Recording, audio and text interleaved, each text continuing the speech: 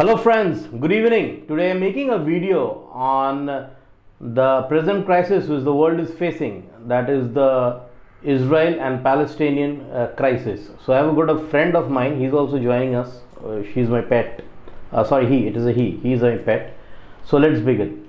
So you see, last week we saw a clash of Israeli and Palestinian people about the crisis. Now, what is the Israel-Palestinian crisis, which has been the longest going crisis the world over? Today I'll speak a little on history first, and be patient, be with us in this video. It's going to be a long video on what are the current scenario and scenes, everything. So let's start first about the Jews. See, the Jews population, you see, they are followers of Abraham. Again, the origin of Jews is shrouded in mystery, as they have the chromosomes of Kashmiris. If you see the Kashmiri chromosomes and the Jewish chromosomes, they match to the rate of around 80%. In fact, it is said that all the Abrahamic religions, which is Jews, Christians, as well as the Muslims, they regard Abraham as their founding father. And Abraham, if you see the word, it is a-Brahman, a-Brahma, and from a-Brahman. So again, it has got little connection with the Sanatani culture. So they believe like the giver of this world, or the first man and woman, Adam and Eve, they originated from Abraham. We also believe it that way, that Brahma is the creator of the universe. So see, the Jews basically, their civilization starts at around 3000 BC from the Egyptian civilization of the pharaohs. So among the pharaohs, there is one pharaoh who is known as King Ramesses II, which Muslims call them as Pharaoh. They call them Pharaoh. It starts from there. Now what happens is Jews, they start practicing their religion in Egypt in around 2500 to 3000 BC. And then one of the kings there, Ramesses II, who is also known as Pharaoh, he then expels the Jews, and he is taken over by Abraham to a part of their promised land. Now their promised land is the area near present Jerusalem, and then they start practicing there. They grow rich over the time, because Jews by nature, they are very clever and very intelligent people, and it is well demonstrated in the technology also of which you see of Israel. So now what happens is they start growing there, and around first BC or second BC, Jesus Christ is born. Now Jesus Christ is born in a Jewish family. He was 100% Jew. He is born in Bethlehem, which is around 30-40 kilometers from Jerusalem. So now what happens, Jesus Christ attains crucifixion and Christianity starts. So as Christianity starts, little clashes develop between the Christians and the Jews. So Jews now move further south towards the area of Medina, which is known as Yathrib, and Jerusalem. Medina was earlier known as Yathrib, and they prospered there as merchants.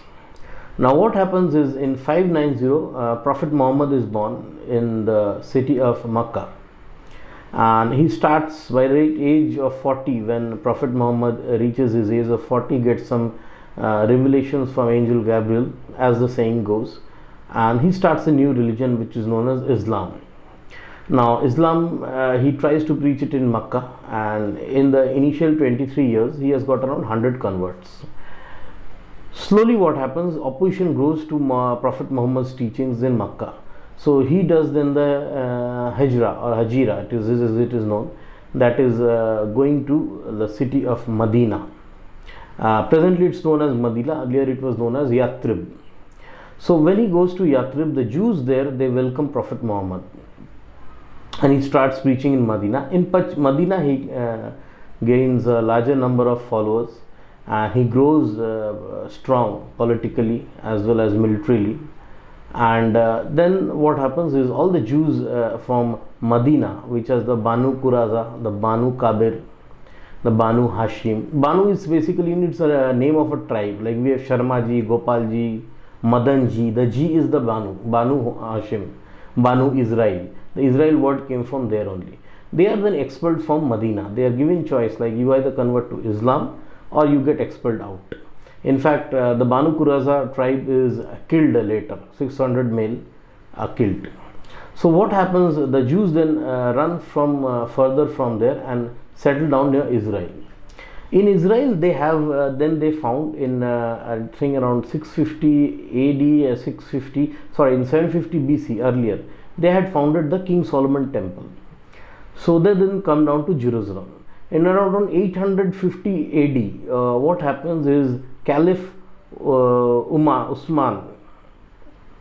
Caliph Uthman, he basically invades Jerusalem.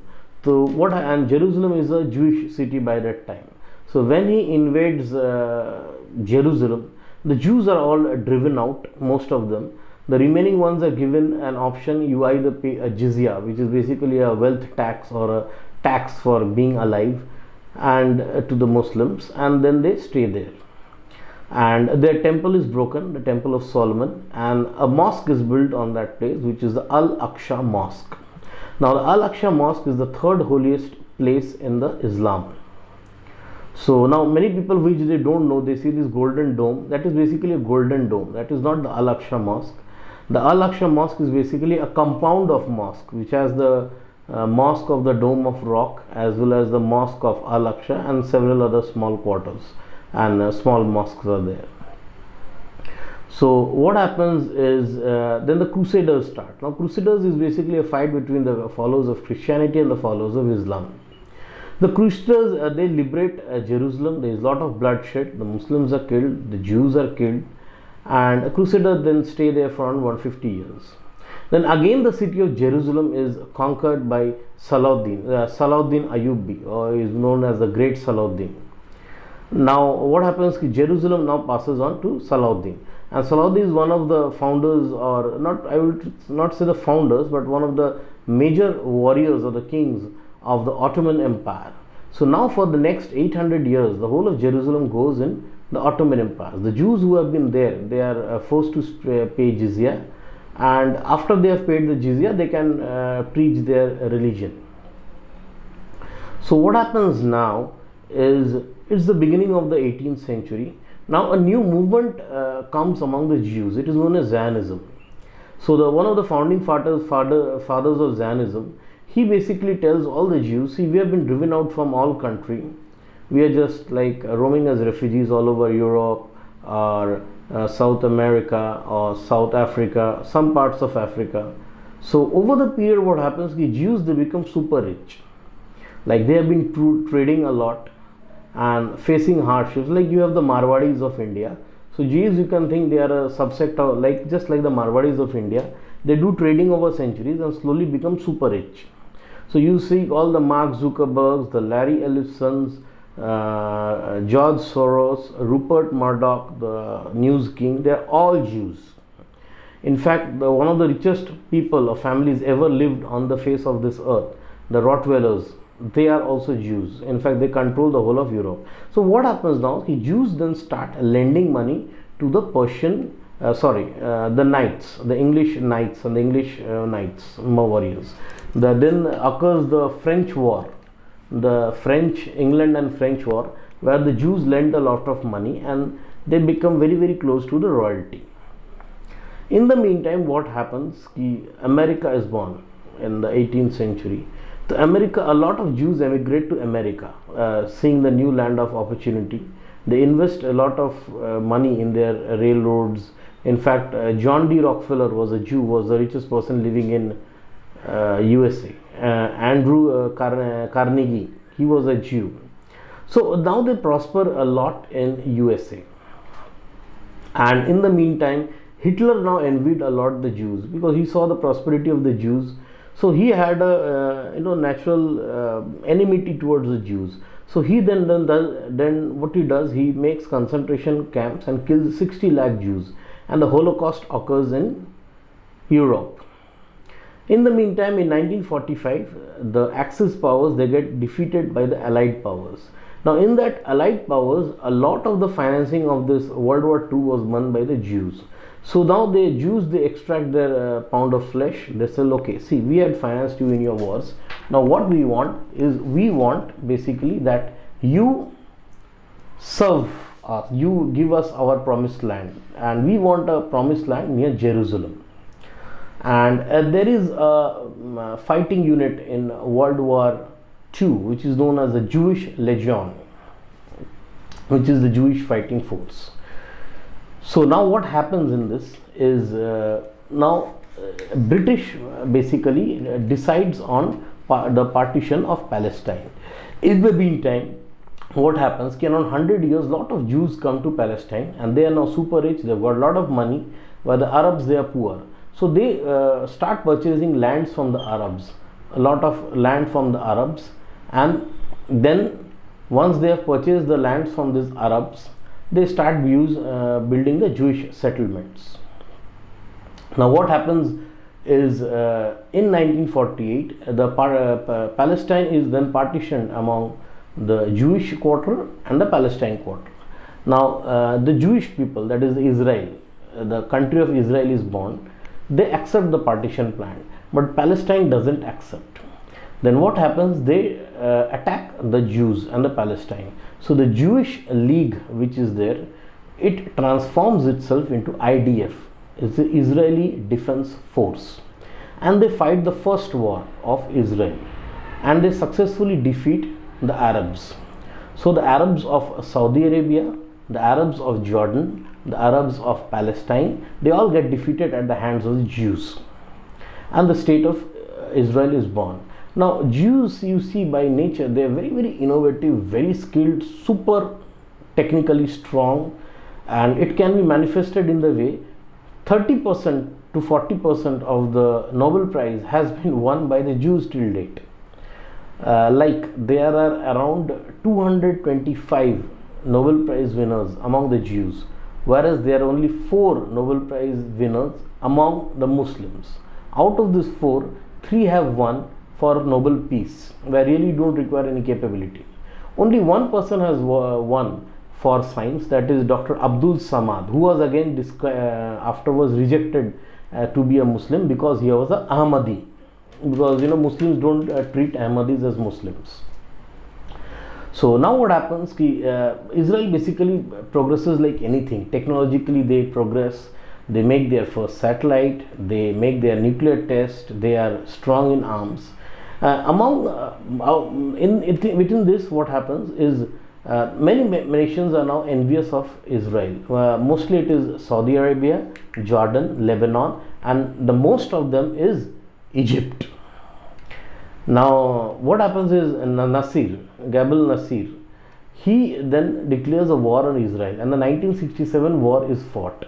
In the 1967 war, what happens, Israel single-handedly defeats Egypt, Jordan, Lebanon, Syria, Saudi Arabia, Iran, Iraq, Pakistan, their combined armies.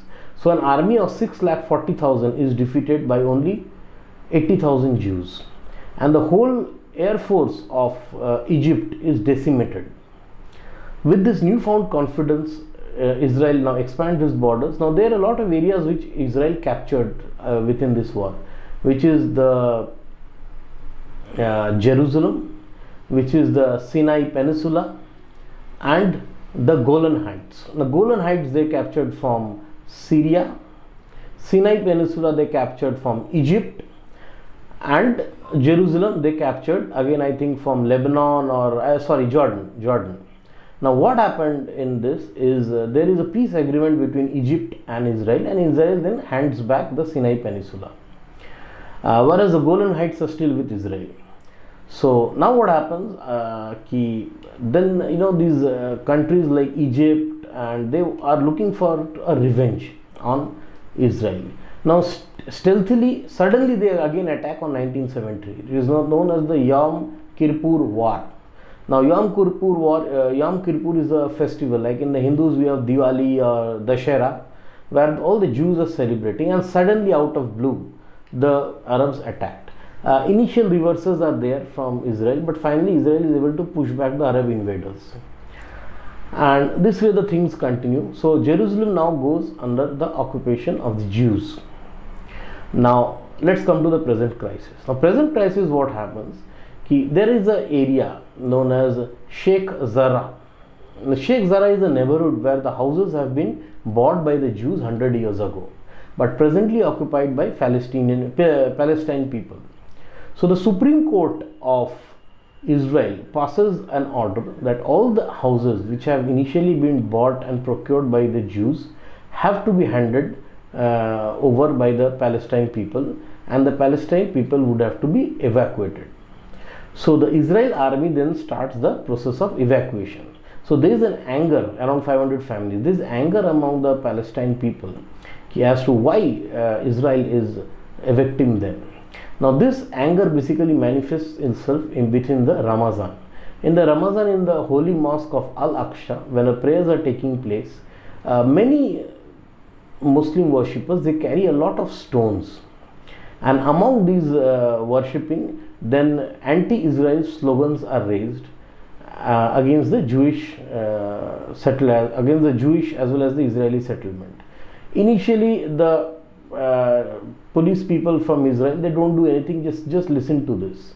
Slowly, these protests become larger and larger, and finally 3 to 4 days there is stone pelting on Israeli police.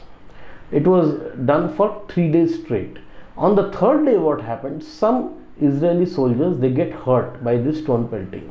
Now see, Israel follows a policy of no nonsense attitude with terrorism. Like, it is not like India or something where they carry on with terrorists. They immediately hit back. So what happens is Israel now uses tear gas and bullets. Now, not those bullets which kill people, they are basically steel rubber coated bullets. They are basically steel bullets, but they have got a rubber lining on them, so that even if it hits you, you don't get hurt. You don't get killed, but you get hurt a little. So when such an incident is taken by the Israeli police, now the whole message goes to the Muslim world that Al-Aqsa mosque has been attacked by Israel. Jabki ye nahi hai. It is not like that. It is at all not like that. Israel has not attacked Al-Aqsa mosque.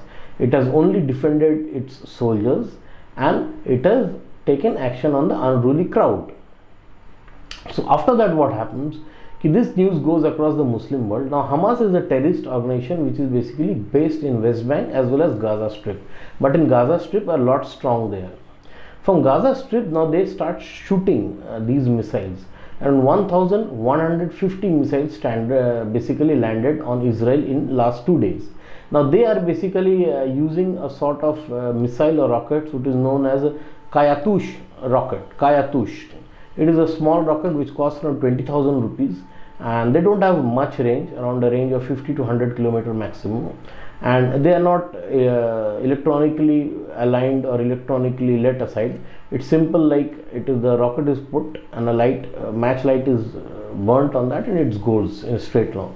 Now such rockets really don't cause any harm. So what Hamas does is, instead of one rocket, they are charging 300, 400 rockets. Like, even if 300 rockets, even if 1 or 2 hit, it will cause damage. Now Israel has got a very good defense system. It was the Iron Dome defense system. What the Iron Dome defense system basically does is, as the rockets come, they calculate the longitude and latitude through the GPS. Now Israel even has its own satellite in the space, and then it immediately hits another missile, and they destroy that incoming missile right in the air itself. So the Iron Dome basically intercepts 90% of these rockets, and 10% of these rockets basically land and hit Israeli citizens. It burns some buses, it burns some cars, and kills around 7 Israeli citizens. Now because of that, Israel now has taken action. It has bombarded Gaza. The Hamas headquarters have been bombarded, and collateral damage has been avoided. No civilians have been hit. All the people who have died, they are basically militants. Little 1 or 2 children or women are dying. That is it. So what the world needs to do right now is, see, Israel is defending herself. She has the right to defend herself. What is now, the action should be taken on Hamas, and terrorist organizations like that should be banned. Their funding should be banned, and any country, if they are supporting Hamas, they should be declared as a terrorist state also. So that is there, and let's pray that peace prevails on the Israel and Hamas conflict. That is, my friends. and do subscribe to our channel, Mark Media Works. We just make videos, excellent videos like this, and it will really help you. Thank you, gentlemen. Take care.